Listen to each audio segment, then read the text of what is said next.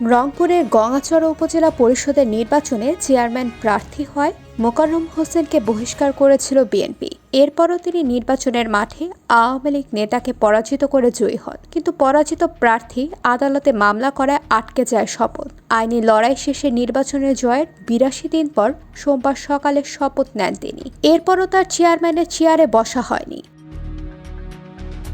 মোকাররম হোসেন সোমবার বেলা ১১টায় রংপুর বিভাগীয় কমিশনারের কার্যালয়ে গঙ্গাচড়া উপজেলা পরিষদের চেয়ারম্যান হিসেবে শপথ গ্রহণ করেন। এরপর গঙ্গাচড়া উপজেলা পরিষদে পৌঁছানোর আগেই জানতে পারেন সরকারি এক প্রজ্ঞাপনে দেশের ৪৯৩ উপজেলা পরিষদের চেয়ারম্যানকে নিজ নিজ পদ থেকে অপসারণ করা হয়। এর মধ্যে গঙ্গাচড়া উপজেলা পরিষদও আছে। বিষয়টি রংপুরে বেশ আলোচিত হয়ে উঠেছে।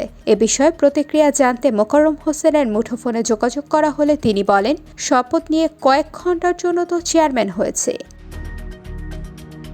গত ২৯ মে তৃতীয় ধাপে গঙ্গাচড়া উপজেলা পরিষদ নির্বাচন অনুষ্ঠিত হয়। নির্বাচনে উপজেলা আওয়ামী লীগের সভাপতি রুহুল আমিনকে ৮৩৩ ভোটে পরাজিত করেন বিএনপি বহিষ্কৃত নেতা মোকাররম হোসেন। ৪ জুন গেজেট প্রকাশিত হয়। ৩ জুলাই শপথের দিন ধার্য করা হয়। এদিকে নির্বাচনে অনিয়মের অভিযোগ এনে গত ১৩ জুন শপথের উপর অস্থায়ী নিষেধাজ্ঞা চেয়ে নির্বাচনী ট্রাইব্যুনাল জেলা যুগ্ম জজ আদালত একে মামলা করেন পরাজিত প্রার্থী রুহুল আমিন। ২৩ জুন শপথের উপর অস্থায়ী নিষেধাজ্ঞা দেন আদালতের বিচারক মোহাম্মদ আব্দুল মালেক। নিষেধাজ্ঞার কারণে তিনি ওই সময় শপথ নিতে পারেননি। তবে ১৪ আগস্ট হাইকোর্ট থেকে ৭ কার্যদিবসের মধ্যে শপথ গ্রহণের নির্দেশনা দেয়া হয়।